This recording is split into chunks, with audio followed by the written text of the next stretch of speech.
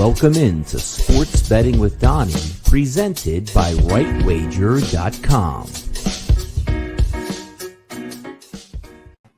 Welcome in, good people out there. It is Thursday, August 27th, 2020, and what a day that we have on deck right here. There's a couple topics that we've had picked out, but it's really going to carry the conversation here with the NBA boycott, what it means, and boycotting across sports and the entire landscape. And I'm going to give some thoughts on it there. And I want to have a nice little conversation. And it's not really political in nature. It's just how can we proceed? How can we make this society better off? How can we move forward? And how can we improve our ways in our everyday life? So let's not waste any more time here and get to the hot topics, which basically is the hot topic of the day. It's coming up. These are your Sports Betting with Donnie hot topics of the day.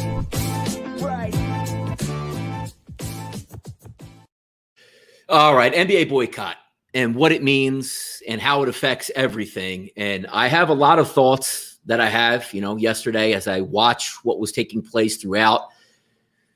It's not about who you support, who you don't support, but it's when you see something, sometimes you want to have some thoughts and some processes on what you think should happen, what you think should take place. And there's really no right and wrong in this discussion, as long as your mind and your thoughts and your energy are placed in the right direction. And that's obviously making society overall a better place. So if we're going to start with what took place yesterday, right, as we saw, and let's even take it back a little bit earlier, and I'm not going to get into the crux of the argument just yet, but just to set the stage. We all know, with the COVID-19 environment, there was a chance for an uprising. If you wanted to see change, people were out of work, people were frustrated, people were angry, people voiced their opinions. Some did it peacefully, some did it not peacefully, but that's the American right, to go out and protest. Nobody wants to see anything burn or anybody get injured, shot, or killed. I think that's, built on the American way. But when you see change, you want to exact change and you want to do it in the right way. So as you saw, sports go down, you're going into these bubbles, and you saw the NBA be very proactive going to the bubble saying, we're only going to do this if there's going to be a tangible benefit to society where we can use our voices and our large platform to exact change on our society, and maybe any racial injustices, any injustices anywhere, we can use our platform to shine a bright light, which is very admirable to do, because when you have the microphone, no matter how long you have it for as a professional athlete, kids, society, we're going to listen because it's dominated by sports. We all love sports. Sports is Americana. Baseball, football, hockey, basketball, it doesn't matter. We love sports, and it dominates on TV. And the ratings, obviously, from these sporting events show that we do care. So going down to the NBA, going down to Orlando, and you saw the Kyrie Irvings of the world, maybe not wanting to go down. We should really be on the front lines and we should be protesting as opposed to playing basketball. But the NBA and LeBron James, because, when LeBron James says we're going to play, as Patrick Beverley says, we're all going to play. So they went down to the bubble during the COVID crisis, got everything together, tested wonderfully. The NBA handled everything great.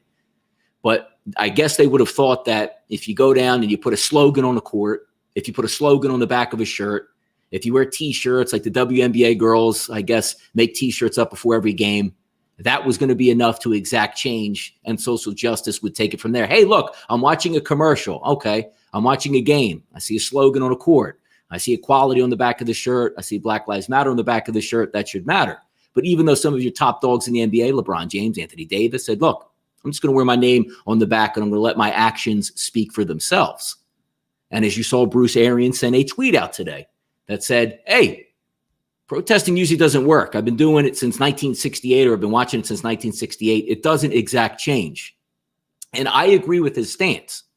And it's not about not shining a light or not protesting or not doing what it takes to be done, but the fashion it's being done in. Just because you have a microphone in front of your face and you are a star athlete, actions are so much louder than words in all walks of life.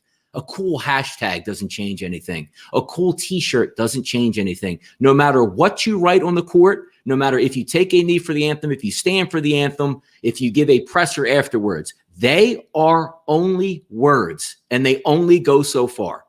Words have been exchanged for 60 to 70 years in this country with civil rights and movement. The only thing that affects change is actual action that affects the change. not just saying, hey, we have to stop doing this. Our thoughts and prayer. How many times do we see it in a school shooting or a shooting across the country? Everybody sends their thoughts and prayers. Thoughts and prayers don't stop the next shooter at all whatsoever. And your words that say, hey, Black Lives Matter, equality, those words aren't going to stop a cop from killing somebody, aren't going to stop two guys on a street corner with beef killing each other either. That's not what happens. Effective change happens in the political process, and voting is the key. I sent out a couple tweets yesterday. I'm going to list exactly what my thoughts would be on that. The national government, and I'm talking about as high as the presidency, that doesn't exact your change, right? I don't blame Ronald Reagan in the 1980s with his war on drugs. Just say no. I don't blame Bill Clinton in the 90s, who was the author of the Predator bill that locked away more minorities for just walking across the street than any time in history, which Joe Biden was a major proponent of the Predator bill, the 3 strikes and you're out. If you're going to break into somebody's house, that means you're going to probably break into somebody else's house, so we better lock you away for 20 years. I don't blame that regime. I don't blame George W. Bush from 2000 to 2008. I don't blame Barack Obama and Joe Biden for doing nothing in their 8 years in office to try to help anything out. I don't blame any of that, because change does not come from the top of the government. Change comes from the lower end of the spectrum. It comes from your neighborhood. It comes from your own city council. It comes from your mayor. It comes from your county. It comes from your state if you want to exact change. Whether or not you vote Donald Trump in or out, Joe Biden in or out, it doesn't make one iota of difference in your town. It doesn't. That's not going to squash any beef. And as well as you see during the COVID-19 crisis here, it doesn't matter what Donald Trump said. The states do whatever they want. That's what they do. Your local government will override the president. I want to send in troops, Donald Trump says. The government, local state officials say, we don't want that help. The president cannot override that. So Joe Biden in, Joe Biden out, Trump in, Trump out doesn't make any iota of one single difference in your life. None at all. So if you want to make change, affect it in your town and your mayor. So let's go over some specifics here that would make sense. And then I'm going to turn it back over to sports and how the outcome in this stage in the NBA that they can actually use to exact change. Let me get some of these comments in here that are coming in here. Let's see. Andrew G's up in here. Hi, Sam U. Nope, blame. Well, anyway, look. Let's get back to the crux of the argument here. If we're looking at the killings, and I don't even care at this point what the actual facts on the killings are. Take the facts away. Who had a gun? Who didn't have a gun? Who had a knife? Who didn't have a knife? Who attacked a police officer? Who didn't do anything? I don't care. It's not even the point of this exercise right now. But let's just start back with when you started seeing this on a national level, when social media really started to get involved with Michael Brown. And again, I don't care about the facts, whoever's right or wrong in Michael Brown's case. But if we're taking a look at the mayor of the town, this is the outlying statistic here. It was a young Republican mayor in the town of Ferguson, Missouri. Right? 2011, he was voted in. The Michael Brown killing was in 2014. After the killing, he was voted back in on election in 2014. Was elected again in 2017. Wasn't elected in 2020. Why? Because he wasn't allowed to run for another term. If you want change in your community and you're upset with it, you need to vote these people out. He was a white Republican. Let's keep going down. Eric Garner, one of the biggest, tragedies that you're going to see. And I don't care about the statistics. I don't care about the facts of it. A man was taken down by the police and murdered. Nobody should ever be murdered at any time. And again, take the facts out of it. I don't care what your opinion is on it.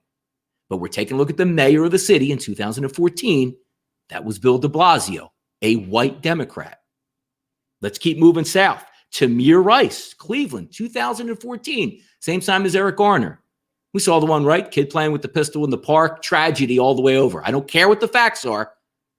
But there has been a mayor since 2000, I believe, and 4, named Frank Jackson, a Democrat, white guy in Cleveland. Philando Castillo, just outside of Minneapolis. So we're not going to pin this one on Minneapolis. That was in St. Anthony. A white independent mayor was the mayor in 2016. Breonna Taylor, one of the ones that you'll see all the time in Louisville, right? Gunned down, tragedy, absolute tragedy. I don't care what the facts are. Greg Fisher, the Democratic mayor in Louisville, a white guy. Stephon Clark, gunned down in Sacramento. I don't care what the facts are. I don't care what they are.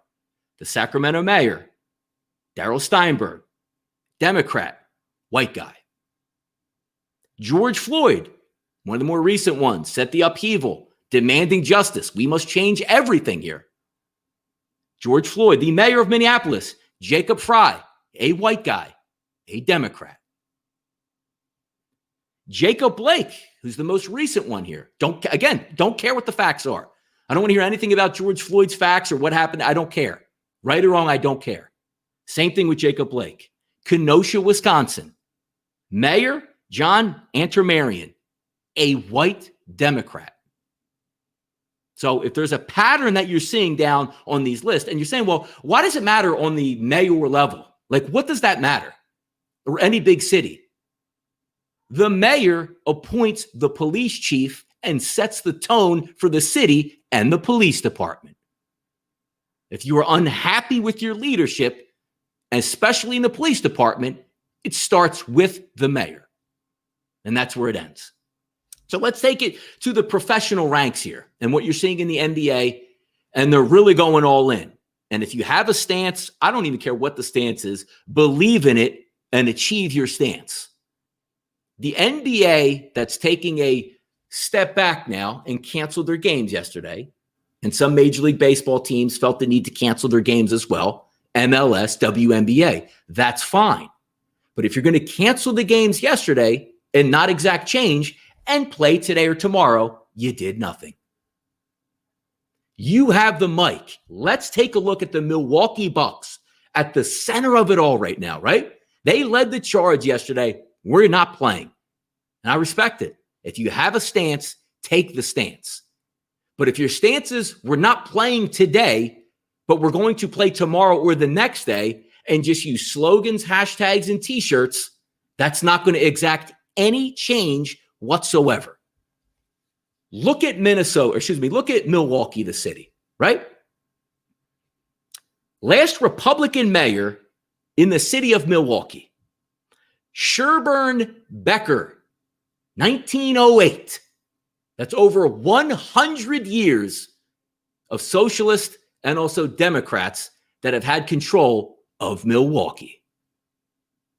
And again, the Milwaukee Bucks want change, vote for change. We need to exact change.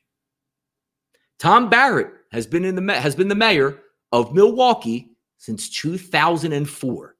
16 years. You know what that covers? Sterling Brown, January 26, 2018, double parks his car outside what? A CVS to run in and get something. Comes out and almost within an inch of his life is harassed, tased, beaten, whatever. Huge news 2 years ago on the Milwaukee Bucks in Milwaukee. Again, the Bucks want to exact change. John Henson wasn't far before that. Just go in the shop for a simple watch. I'm a millionaire. Let me step into the small town outside of Milwaukee and try to buy a watch. Locked him out. Police were called. The police harassed him. Again, the Milwaukee Bucks want change here. So if we keep moving it down, and if you read The Undefeated, or have ever read The Undefeated, or have done any research on anything in Milwaukee, in 2017, the U.S. Department of Justice report found that the Milwaukee Police Department instituted a de facto quota system for traffic stops. African Americans more likely to be stopped by police than white Americans, despite no more breaking any of the traffic laws. Again, Democratic stronghold for 100 years, the Milwaukee Bucks want to exact change. And also, given those findings, combined with the facts that Milwaukee is one of the most segregated cities in America, is also one of the worst cities for Black Americans economically, the worst city for African American children to grow up in, and is home to the zip code with the highest incarceration in the country. Milwaukee, the Bucks want to exact change. So here's how we go about it if you're the Milwaukee Bucks. You have this grand stage. You saw the vote yesterday where the Los Angeles Lakers and the Los Angeles Clippers voted, no, we don't want to play anymore. We want to leave the bubble. I don't think they're actually going to come through and do that when it comes down to it. I don't think they're going to do that because the stage is more important when you're actually in the moment and you're playing there and the microphone is yours. So here's what you do. Instead of actually sitting up there and using hashtag slogans, t-shirts, and put this on the court and a cool commercial, here's what you say to your Milwaukee Bucks. Here's what you say if you are the Milwaukee Brewers. Here's what you say if you're in that state. The Green Bay Packers. Green Bay Packers aren't going to practice. The Milwaukee Brewers aren't going to play. And the Milwaukee Bucks will not participate anymore as the number 1 seed in the East until our mayor is removed from office in Milwaukee. And along with that, the police chief as well, which he appoints. That exacts change. How about having LeBron stand with Giannis up on the mic and say, the NBA itself will not play another game, and I hope our brothers for the Milwaukee Brewers do the same, until the mayor of Milwaukee resigns and is no longer in office. How about that? You don't want to vote? You don't want to wait for 4 years or how many years to get this guy out? Think about that damage you would do. Aaron Rodgers and the Green Bay Packers, Christian Yelich of the Milwaukee Brewers, Giannis Antetokounmpo of the Bucks. We will not play again until our mayor is gone. Think of the public pressure that will be pressed on the Milwaukee mayor to leave office. The police commissioner, captain, whatever, resigns. That's how you exact real change from a power position. So when I see teams, even in the city of Cleveland, right? Tamir Rice, the Browns, the Cavaliers, and the Indians. We're going to come together and we're going to make this city better. Demand better from your Democratic mayor and police chief immediately. And if they aren't there to exact change with you, make them get out of town as well. I saw the Colts do it too in Indianapolis. Democratic mayor, we want better. Make them leave.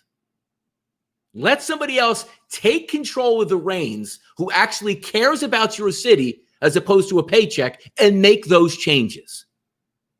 The Milwaukee Bucks have the world right here in the palm of their hand to exact change and say, I will never play for the Milwaukee Bucks again until our mayor is no longer the mayor.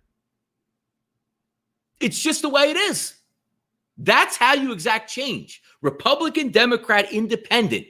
If you have a hammer, swing it. How great would it be in the city of Louisville, Kentucky, where they're protesting, rioting, doing whatever daily? How great would it be for the Kentucky Derby in Louisville, for the University of Louisville student athletes to stand up and say, I will not play for this university. We will not run a horse race until our mayor is ejected from city council. Gone. And the police with it. The police captain or commissioner with it. Gone. How much power is that?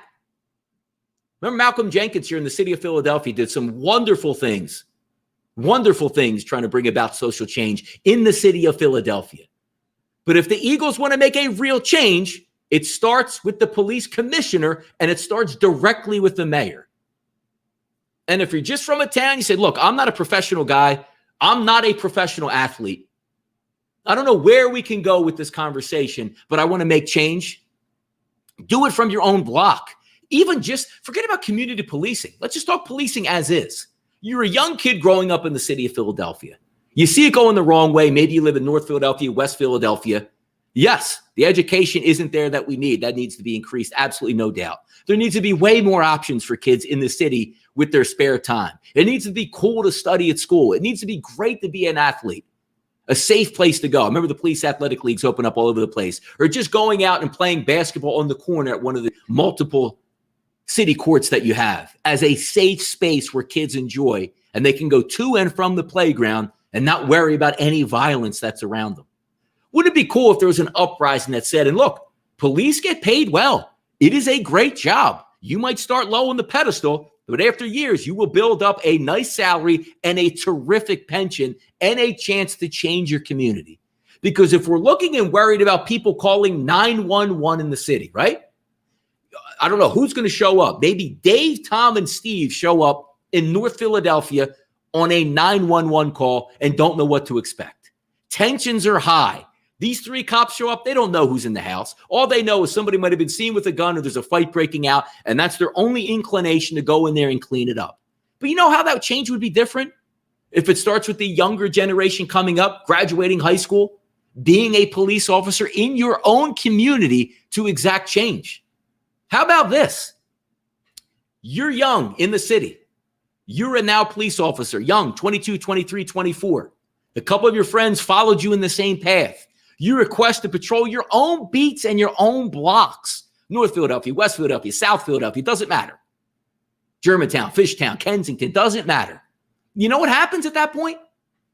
You get called out to one of your blocks. We have a, domestic violence issue. Drug deal went down. Shots are fired in the street. Hostage situation. Active shooter in the area. You know what? When you show up and you get the call in, you look over. Wait a minute. That's Brian. I went to school with Brian back in the 9th grade. Hold on. I know this guy. As opposed to just mercenaries showing up and just trying to just exacerbate the situation. Hold on. I got this. Brian, you remember me? Dave. Oh, come on, man. We don't have to do this. That is the different form of community policing that you can change from within. If you just didn't say it was a snitch or bad to be a cop, you can change all of that in your community. Patrolling your own block. Making change. You don't like your city council. Run for city council. Be a councilman in your ward. Run for mayor. Run for state office. Be a governor. Get a voting block together. All these things can change everything, man. You could change the world. Morning, everybody out there. Morning. But this is what I see. It's not about people losing the NBA. And again, but it's still a passionate argument. And I'm not even a big NBA guy to begin with. If the NBA cancels games or doesn't play again, it doesn't affect me one bit. If the NFL did this, I'd probably be screaming bloody murder without even looking at facts. But this can all be helped and created because one of the biggest platforms worldwide is the NBA.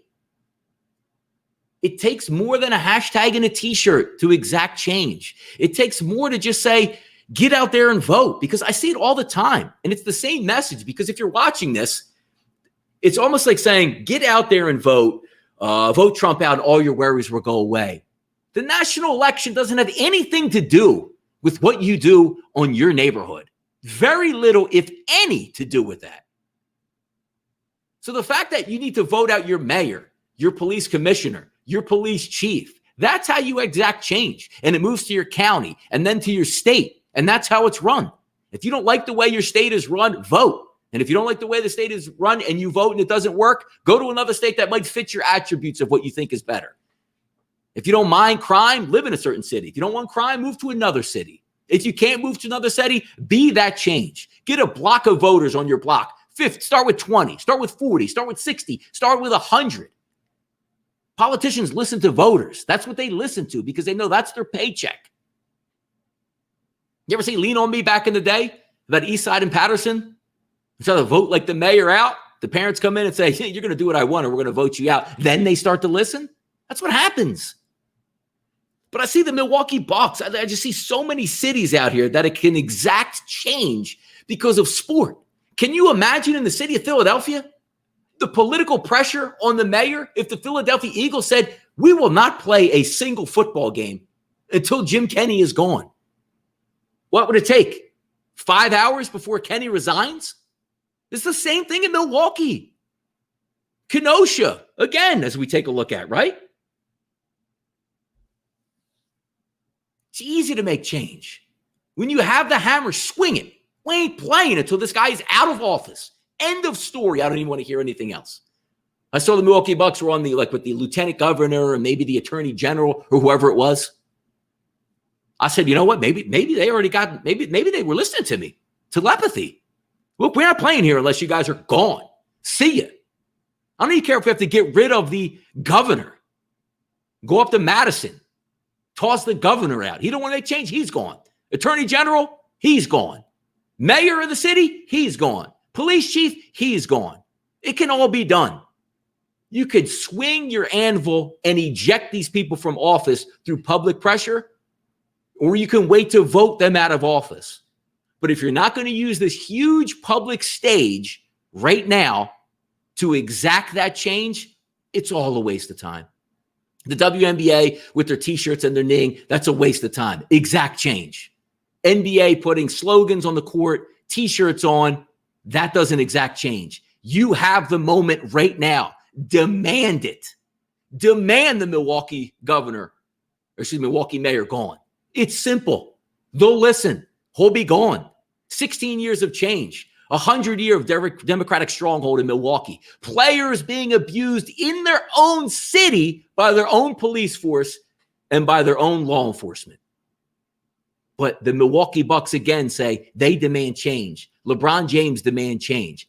That is how you make change. That's how you demand change in these cities where these injustices are taking place, even if you perceive it as an injustice. Act on it. Don't write and come up with a cool T-shirt slogan. Swing your hammer in the NBA. It'll work. I said my piece. 30 minutes here. I don't even want to go into the Major League Baseball card, even though I'm smoking the Major League Baseball card right now. Interesting matchups today. I'll be back on at 1:30 p.m. on sportsbookreview.com. We'll go over the entire Major League Baseball card, both myself and Jason Radowitz. But I had to say my piece of the past 25 minutes on my thoughts on how to exact change and how we can be a better society out here. The NBA has the chance to finally do something. Don't let it slip. That's my piece here today on the show. So I do thank you guys for tuning in. And I'll be back again tomorrow, right here bright and early, 11 a.m. Sports Betting with Donnie, presented by rightwager.com.